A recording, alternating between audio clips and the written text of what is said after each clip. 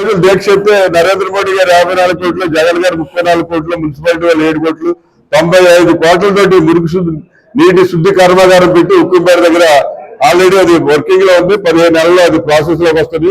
ఈవేళ paper mill యొక్క effluent తూర్పు లాంటి వెంకటనగరం దగ్గర తూర్పు లాంటి తీసుకెళ్లి చెరువుల్లో పెట్టి అక్కడి నుంచి గోదావరిలో వదిలేస్తున్నారు. తూర్పు లాంటి అంతా కూడా సారాపట్టీలు ఉన్నాయి. ఆ సారాపట్టీలో వచ్చినటువంటి మట్టి కానీ ఎఫ్లెంట్ కానీ అంతా కూడా గోదావరిలో కలుపుతున్నారు. ముందు దాన్ని అరికట్టండి. అరికట్టి ఆ తూర్పు లాంటిని విజయవాడలో భవానీ ద్వీపం ఎలా అయితే ఉందో ఆ రకంగా ప్రజలందరికీ ఉపయోగపడేలాగా పర్యాటక కేంద్రంగా తీర్చిదిద్దామని చెప్పి కందులు దుర్గేష్ గారిని కోరుతున్నాం. అదేవిధంగా ఈ ఏదైతే మరి బ్యూటిఫికేషన్ ఇది దానికంటే కూడా మరి 2027 పుష్కరాలకి 1,00,000 మంది వస్తారు.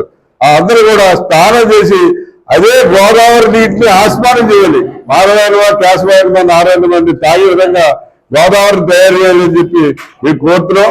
అలాగే మీరు కేంద్రం నుంచి 500 కోట్లు, రాష్ట్రం నుంచి 500 కోట్లు పుష్కరాలకు ఫండ్స్ వస్తాయంటారు.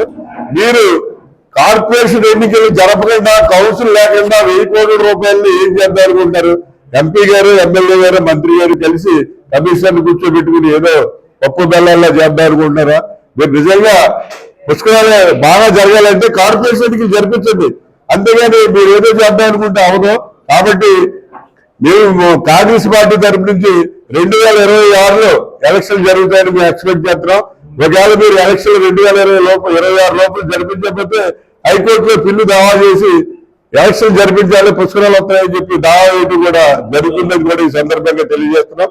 అలాగే రాజమండ్రిలో ఉన్నటువంటి 52 వార్డులను కూడా కాంగ్రెస్ పార్టీ తరఫున పోటీ చేసి కార్పొరేటర్లు అయ్యి మున్సిపల్ పుష్కరాలకి మన మున్సిపాలిటీ ద్వారా సేవ చేయాలనుకునే వాళ్ళందరూ కూడా ప్రెసిడెంట్, వైస్ ప్రెసిడెంట్ అపాయింట్ చేయాలి. శాస్త్రం 52 వార్డులకు కూడా అందరూ కూడా ఎవరైతే ఇంట్రెస్ట్ గా ఉంటే ప్రజాసేవ చేయాలనుకుంటారో వాళ్ళ యొక్క అప్లికేషన్ తీసుకొచ్చి జిల్లా కాంగ్రెస్ పార్టీ ఆఫీసు రాజధాని దగ్గర మున్సిపల్ వాళ్ళని క్రికెట్ గ్రౌండ్ ఎదురుగుండా ఉంది. జిల్లా పార్టీ ఆఫీసులో వాళ్ళు బయోడేటా ఇవ్వాలంటే వాళ్ళు ఇచ్చినట్లయితే వాళ్ళు సెలెక్ట్ చేసి రేపు వాళ్ళని కార్పొరేటర్ అభ్యర్థులుగా ఎదురుపెట్టడం జరుగుతుంది.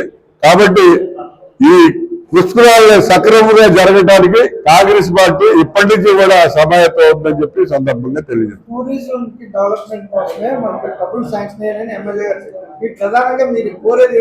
నేను కూడా టూరిజం చేయమంటానండి.